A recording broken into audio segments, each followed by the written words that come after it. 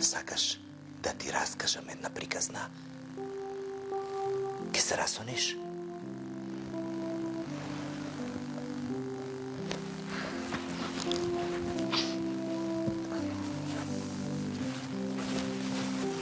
Ајде, те слушам.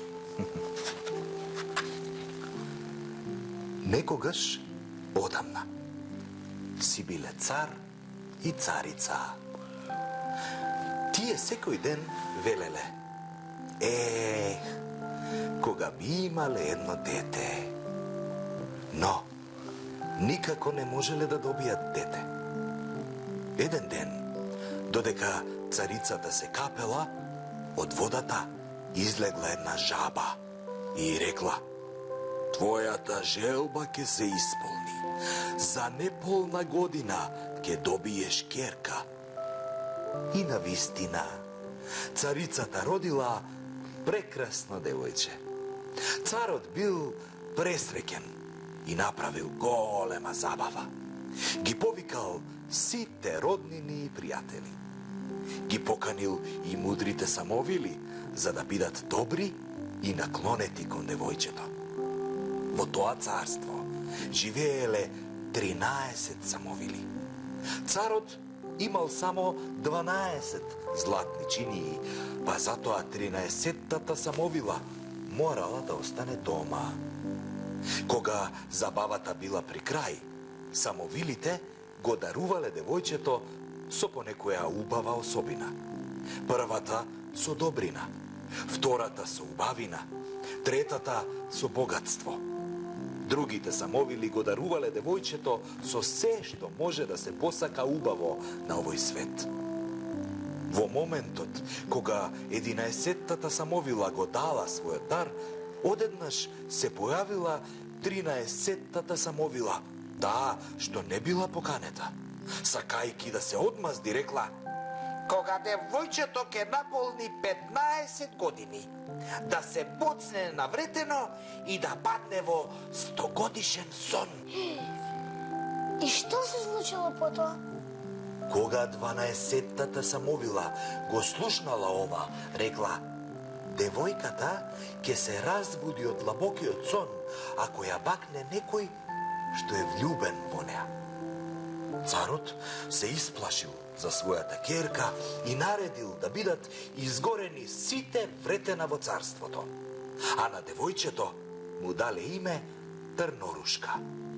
Како растела Трнорушка, така се исполнувале сите предвидувања на самовилите. Била добра, убава, воспитана, сите ја сакале. Еден ден, кога Трнорушка веќе наполнила 15 години, тргнала на прошетка низ дворецот. Царот и царицата тој ден не биле дома. Така шетајки, царската керка стигнала до една врата.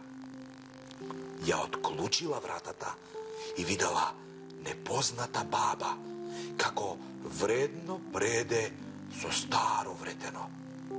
Добар ден, бабичке, рекла Трнорушка, што правиш? Еве, предам, рекла бабата. Сакаш да ми помогнеш? Дојди да пробаш да предеш. Трнорушка го зела вретеното. Во тој момент се боцнала на вретеното и заспала. Бабата не била вистинска баба, туку била 13-тата самовила, која направила да се исполни пророштвото. Трнорушка да заспие од боцнување на вретено и да спие 100 години. Но не заспала само принцезата Трнорушка. Веднаш заспале царот и царицата, сите во дворецот, заспале дури и коњите, и кучето, гулабите на кровот и мувите под зидовите.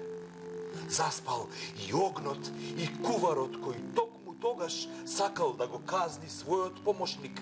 Престанал да дува и ветрот, а заспале и сите лисја на дрвјата. И така сите спиеле со години.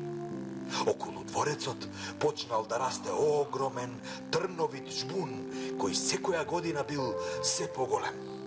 По некое време од жбунот веќе не се гледал дворецот. Леле, колку страшно! Сите заспали и не можеле да се разбудат. Не можеле. Сите биле магепсани, потонати во длабок сон.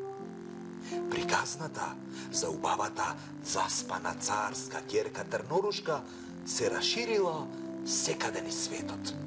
Многу принцови се обиделе да се пробијат низ трњето до дворецот, но ниту еден не успел. Еден ден, после многу години, еден храбар и упорен принц успеал да се пробие низ трњето и влегол во дворецот, каде што сите биле заспани.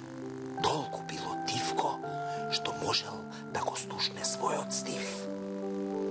Принцот влегол во собата во која спиела Трнорушка. Принцезата била толку убава, што принцот веднаш се влюбил во неа. Не можел да се воздржи, па се наведнал и ја бакнал. Бакнежот, како да бил магичен. Трнорушка се разбудила од долгиот сон. По неа се разбудиле и сите луѓе и животни во дворецот и околу него. Кога сите биле будни, започнала големата свадба на принцот и принцезата Трнорушка. И знаеш ли како си живееле? Се живееле среќно, убаво, уште долги години. Погодив? Се разбира дека погоди. И во оваа приказна, љубовта е посилна од се. Токму така. Само љубовта може неможното да го направи возможно, а од сонот да направи најубаво јаве.